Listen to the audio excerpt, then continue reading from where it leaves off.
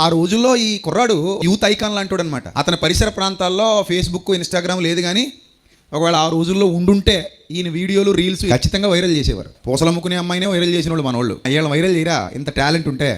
ఒకవేళ అలా వైరల్ అయితే మొత్తం వీడియోలన్నింటిలో ఈయనే ఉండేవాడు.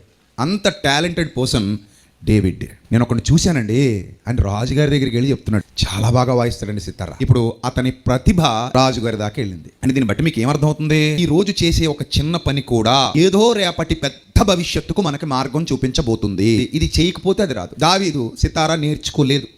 సౌలు దగ్గర నుండి పిలుపు వస్తుందా? ఇతనికి రాదు, వేరే ఎవరికో వస్తుంది.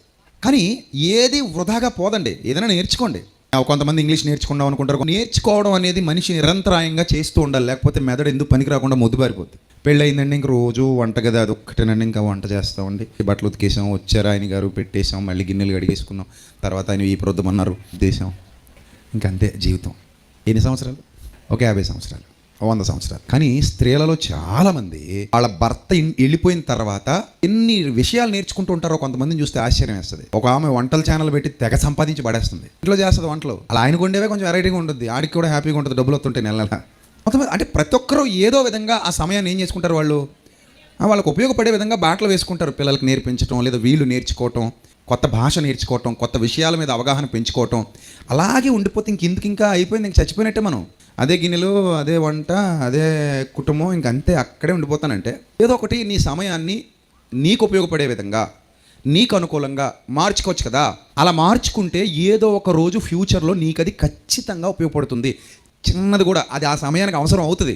మనం ఏం చేస్తామంటే ఉన్న సమయాన్ని ఎంత తినాలో అంత తినేస్తాం. ఈ సోషల్ మీడియా వచ్చిన తర్వాత యువత అందరికీ చెప్తున్నాను, రీల్స్ చూస్తూ కాలం గడిపితే ఆ రీల్స్ చేసినోడికి డబ్బులు వస్తాయి, మీకు జబ్బులు వస్తాయి.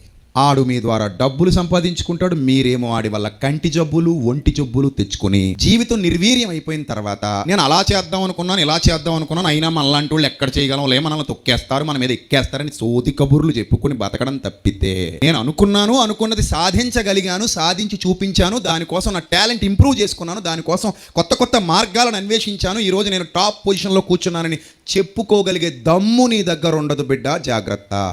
టైం ఎవరికైనా ఒకటే. ఆ టైంని నువ్వు యూటిలైజ్ చేసుకుని చక్కగా వాడుకుంటే నీ ఫ్యూచర్కి మంచి బాటలు వేసుకున్నదాను అవుతావు. లేదు ఇలాగే అందరితో కాలం గడిపేసి అలా ఫ్లోలో కొట్టుకుపోదాం అనుకుంటే అలాగే కొట్టుకుపోతావు, ఎదురో చచ్చిపోతావు, అక్కడతో నీ లైఫ్ అయిపోయింది. Right are wrong? 100% రైట్. యువత గుర్తుపెట్టుకోండి, క్రైస్తవ సమాజంలో ఇలాంటి ప్రసంగాలు అరుదు. ఇలాగా మీకు ఎవరో చెప్పేవాళ్ళు ఉన్నారో లేదో మరి నాకైతే కనబడట్లేదు. యూట్యూబ్లో ఎత్తుక్కోండి వెళ్ళి.